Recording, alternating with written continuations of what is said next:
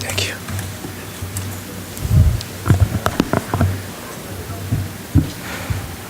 Hello everyone, my name is Mohamed. I come from Lyon 3 University in Lyon in France. And I'm going to talk about our paper called EMODA, which is about tracking and visualizing learners' emotions in a synchronized learning environment. I'm sorry for my English. I'm not a native speaker in English, and I'm actually working on it to improve it. So, and it's my first conference. I'm a little bit nervous. Okay, let's start. So during this presentation, I'm going to follow this outline. I will start by a brief background related to our research, and after that, I will state our research questions. And next, I will present a demo of our dashboard, and after that, I will walk through the two main parts of our study, which are data collection and data exploration and integration, and I will summarize some key elements about our pilot evaluation, and I will end up my presentation by giving some conclusions and some perspectives as well. So we are very convinced that the learners are one of the most important pieces in the learning environment, and we are trying to put their interest in the first place in order to build successful learning. And we are most importantly trying to consider their emotions, which is by now one of the most important factors in fostering successful learning. And the teacher for us is considered as facilitator of the learning, and for that reason we believe that it's very important for him to be aware, understand, and consider the emotional experience of the learner during the learning session. So from this context comes our motivation, and I'm mainly interested in synchronized learning environment, and I'm working with a company called SpeakPlease, which provides personalized courses to help people improve their oral skills in foreign languages and using video conferencing technology. The platform technically connects native tutors with learners around the world, and at the time of this presentation, there are 3 languages provided in the platform. We have French, English, and Spanish. So this is the learner view in the platform, which is very simple in order to avoid all distractions and help the learner focus on the learning. And this is the tutor view, which manages all the activities and handles the learning with the learner. And basically, he can share and interact with the learner by sharing some documents and activities during the learning session. He can add some annotations in order to evaluate the performance of the learner. And also, he can maybe exchange some methods during the live learning session using chat. So, as you may notice from the last slide, the tutor handles the live learning session with the learner, manage and orchestrates all the activities during the live learning session, evaluate the performance of the learner, and we want him to consider the emotional experience of the learner. So it's a little bit difficult for him to do that, and our aim comes here in order to help them in this task. So mainly we are interested in to better understand the learner by capturing their emotions and providing a suitable visual insight to the tutor in order to help them maintaining a socio-affective relationship with their learners and consequently improving the learning experience. So the question is how we can model and capture the emotions of the learners. So a little bit of background about emotions. We have 2 well-established theories about emotions. The first one, at the left-hand side, we have a model called Discrete Emotions, which claims that there are a small set of emotions, discrete emotions, that are common to all humans. This model can be traced to Paul Ekman, and especially to his work about the facial expressions. Sorry. The second model, we can call it dimensional model, which claims that emotions are rather structured in a dimensional space, and emotions vary through some dimensions. The 2 well-adopted dimensions still are the level of violence and level of arousal. So in terms of tracking emotions, we have 2 types of emotions. The first type, we can call it declarative emotions, or more known also as self-reported emotions, and basically we ask users to express their proper emotions. The second type, we can call it automatic emotions, when we use some programs or algorithms in order to infer automatically the emotions of the person, and different type of data can be used here. For instance, we can use images, videos, or audio, textual cues also are used. Even brain activity signals are investigated by researchers. So in this context, we asked 3 main questions for our research. The first one is how to collect data on learners' emotions during online learning sessions, how to exploit and combine different cues for unfamiliar learners' emotions, and the third question is how can learners' unfamiliar emotions be visualized by tutors in order to facilitate actionable feedback.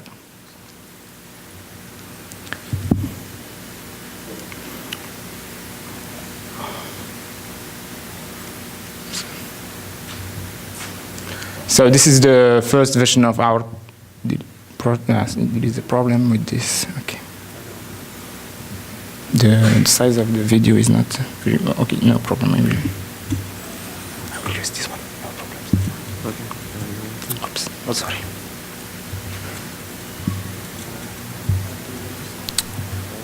There is no cursor here. Sorry. No problem. Maybe you can play it in the slide.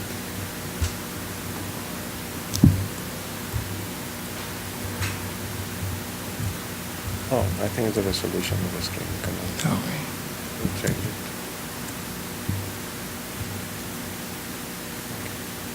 Okay, it's okay now. Okay. But how to go back to?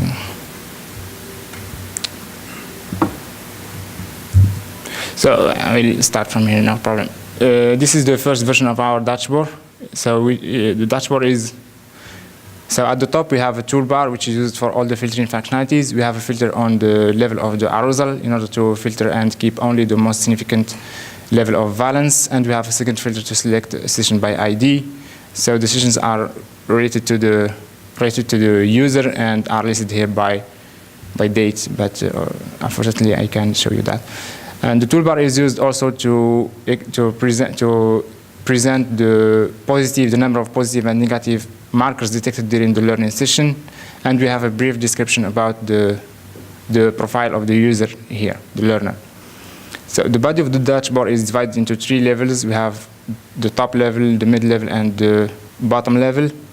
In the top level, gives an overview about the whole learning session, which is divided into 2 parts. In the left-hand side, we have self-reported emotions as expressed by the learner in 2 models, in dimensional model and in discrete model. In dimensional model, we are using a pi-based chart. We have the name and the value of the level are placed inside the chart, and we are using green and red colors in order to distinguish between positive and negative levels. At the right, we have the average of the emotions as inferred automatically, and we are using a multi-arc pi-based chart for positive, negative, and neutral categories of emotions, and we are using radar combined with the bar-based chart for the discrete emotions. At the bottom, we have the timeline visualization, which is the main visualization of our dashboard. I don't know if I can play this.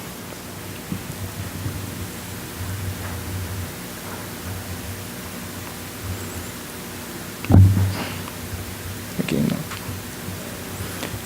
Okay, I can't. So the timeline visualization, here we have the first main timeline visualization. We are placing the positive and negative markers as collected during the live learning session in both theories, in both models of emotions. We have a dimensional and the discrete model of emotions. We are using circles and stars to distinguish between the both models, and we are using red and green colors to distinguish between positive and negative markers. The mid-level is linked with the timeline visualization. The timeline visualization, mainly this level, the mid-level, gives details about each marker in the timeline visualization. The top timeline visualization. When we hover a marker, the data here is updated accordingly with this marker, with the data of the hovered marker. We have also here, and this level is divided into 2 levels. into two parts. Sorry, in the left-hand side we have some contextual information we added here in order to help the tutor better understand the quantified emotions. We have added here some facial expression images with the associated scores, and we have also the audio associated to the learning session. For instance, sorry, I can't show you this here because I'm not able to see in my screen the video as we see it here. So the tutor can click on one marker to listen to the audio record associated to the marker. And in the right-hand side, we are placing the same visualization as the top level in order to support comparison between the average over the learning session and the time segment specific details. So the second visualization here, we are combining emotions with the interactions collected during the live learning session, and mainly to better contextualize the emotions of the learner. So the tutor, for instance, here, for instance, here we can notice that there is a drop in the level of happiness when chatting, and same thing here. And here there is a peak in the level of fear when sharing a photo here. The third timeline visualization provides the top 3 emotions for each marker collected during this session. And we have the legend for the dashboard, which is placed here.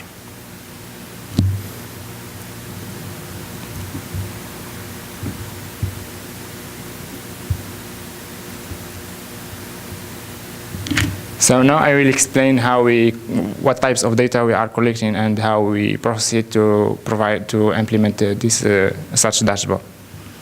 So from the beginning, we were motivated to follow a multimodal approach and in non-intrusive settings. So we are collecting the audio and video for the live learning session, and emotions are extracted from the video using Microsoft Emotion Recognition API, which follows the dimensional model of emotion, the discrete model, sorry, for emotions, and emotions are extracted from audio using the an API called Beyond Verbal API, which follows the dimensional model of emotions. We are also collecting self-reported emotions. Basically, we ask the learner to express his emotions before and after the learning session, and we are collecting also the interactions happening during the live learning session between the tutor and the learner. And basically, we are collecting all the events about sharing documents and chat. Data are stored in database, and obviously, some pre-processing has been made to produce our visualizations. And data has been collected for about 2 learners and 10 live learning sessions, 5 sessions for each learner. So once the data has been collected, we have conducted the data exploration phase in order to investigate mainly 2 questions. The first question, the aim of the first question was to better understand the data and how to use it, and our aim was to basically investigate how the emotions are correlated emotions from audio and video. And the second question was to see what are the most important information to visualize and how to visualize this information. So in other words, the first question is about data exploration, and the second question is about data communication, what data we can communicate to the tutors. So the first step in our data exploration was to unify the both models of emotions from audio and video, as they are not under the same model of emotions.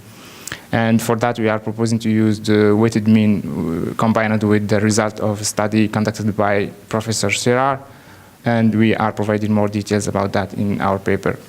So once the valence of audio and video are mapped together, we were able to compute the correlation between those variables, I mean the emotions from audio and emotions from video.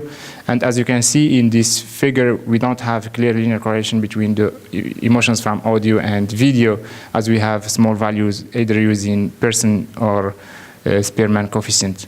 But when we look at the maximal information coefficient, we notice that there are a quite strong association between the both variables. And in order to better understand this association, we draw a line chart between these 2 variables, I mean emotions from audio and emotions from video. And we notice that there are a quite strong association between the peaks, especially of the emotions from audio and video. And basically, two patterns can be identified from this figure. We have many similarities and many dissimilarities. And when we check the audio and video for such similarities, we notice that sometimes the audio infers better the emotions of the learner, and sometimes the video does.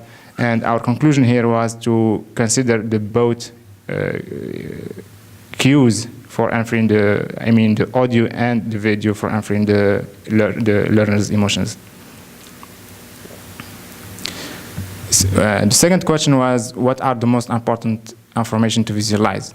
So for that, we are using a time series analysis to keep only the most significant time segment from the video, from discrete emotions.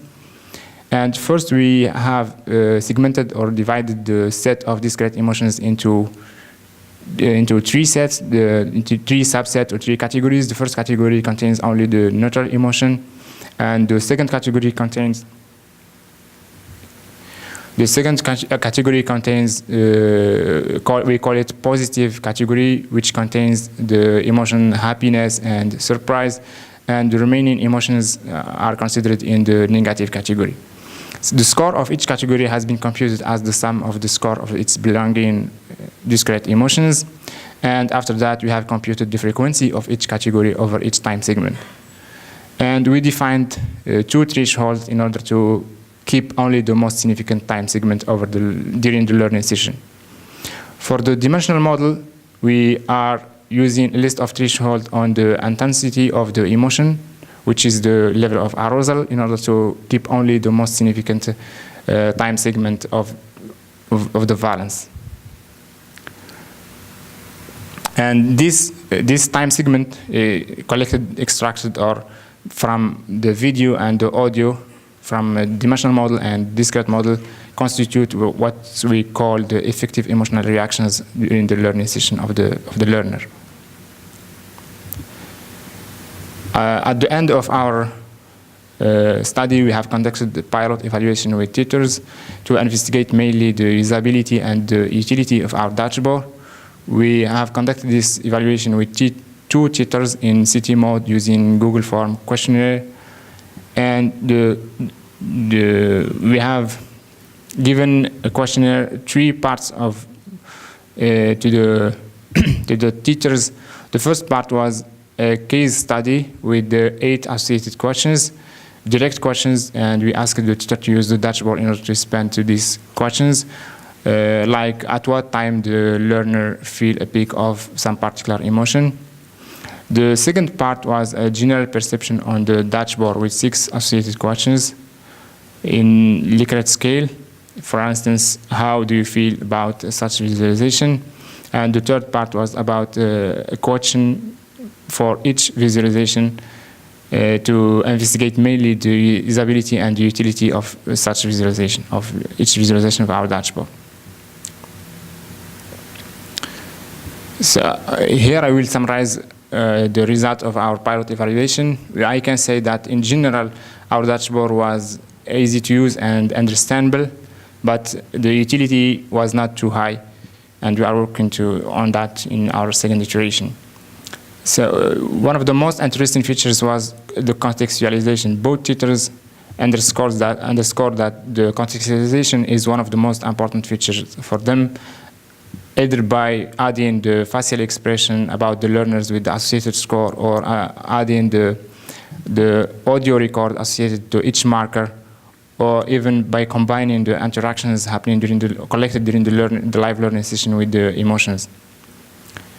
One of the missing features was providing a flexible assessment about the learner. One tutor mentioned that it would be better to add a reflexive assessment about the learner. For instance, what are the most important things that the learner appreciates during the learning session, and what are the most things that are not too much appreciated by the learner. Some of the limitations of our dashboard was the timeline visualization. Both tutors requested to come up with a single visualization rather than timeline visualization rather than 3. And another limitation of our dashboard was to come up with some appealing and attractive visualization, which seems to be a hard problem, but we believe that it will definitely increase the adoption of our dashboard. Some conclusions here. I will say that multimodal approach is one of the most interesting approach to handle or to collect information about the learners in our environment, and we will still continue using this approach. And I guess Dimilo in his talk this morning motivates very well this approach. And contextualization of emotions is very important, and it's very important, and it was very important for the both tutors, and both requested to evaluate the contextualizations and to give more detail about the context about this part to contextualize emotions of the learner. We noticed that given the different level of visualization with different levels of details of abstractions, and help the tutors better understand the visualizations, and the data will make sense for them. Some future work that I'm excited about to investigate in the future, we believe that investigating the correlation between learners and tutors' emotions will help us understand many things about learners during the learning session. Investigating domain-specific emotions will help us also, or maybe combining them with the discrete emotions, the universal emotions, is very promising topic for the future. And coming with some suitable and appealing visualizations seems to be a very hard problem, but we are working on that to improve our visualization and improve the adoption of our dashboard. Investigating also some gestures, some other cues, like for instance gestures. I believe that it will help us understand many parts about the learner, for instance, to evaluate the level of focus of the learner during the live learning session. So I will end up my presentation with this. This is a second version of our dashboard that I'm working on and we still bring in different level of details in our visualization, and we have the first level gives an overview about the learner, about the emotions of the learner, and we have a sessions timeline. We have all the sessions of the learner during the timeline in the middle, and we are trying to come up with some attractive and appealing visualization. We are using here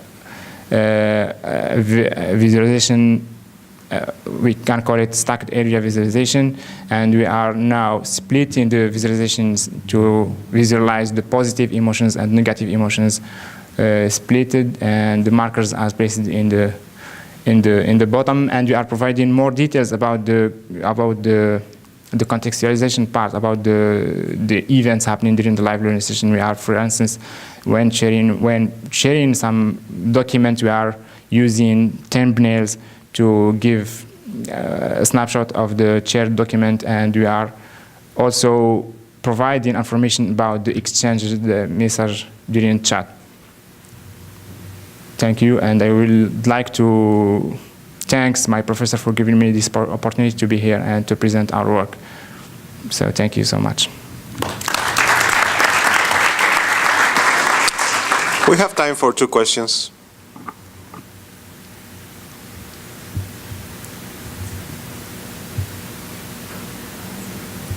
Okay, go ahead. Thank you for the very nice work. I have a question regarding to the correlation between audio and video. Right. So what exactly are you looking at, the volume or the strength of the audio video signal or something? Yeah.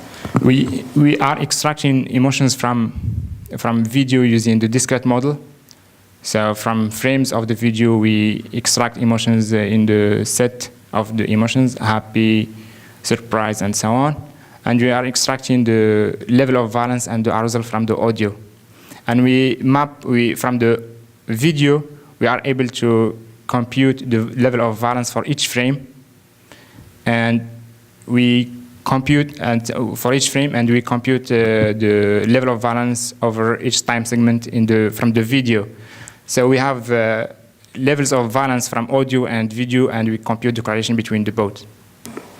May I follow up for the valence and arousal? Yeah. Did you detect them from the video audio signal automatically, or did you annotate it manually? We are collecting the emotions from audio and video automatically. From the video, we are using Microsoft Emotion Recognition API, and from the audio, we are using Beyond Verbal API. Thank you.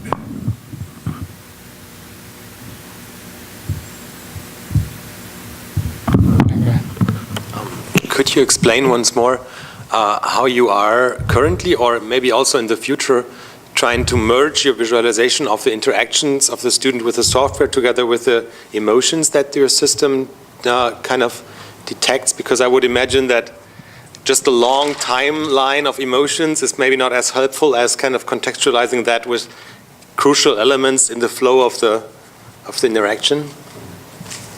Sorry, I didn't get. Could you please repeat your question? You visualize a timeline of emotions that you detect currently, as far as I see that here. Yeah. Do you plan to kind of symbolize or visualize any interaction, any main elements of the interaction of the user also? Yeah, this is our aim. For instance, during the live learning session, the teacher can, for instance, share some documents with the learner during the live learning session, and we are trying to correlate these events happening during the live learning session with the emotions of the learner. For instance, here we have a shared document between the live learning session, and we are trying to investigating if there are some triggers behind the emotions of the learner. For instance, when I share a document, this event of sharing a document triggers an event, a particular emotions at the learner.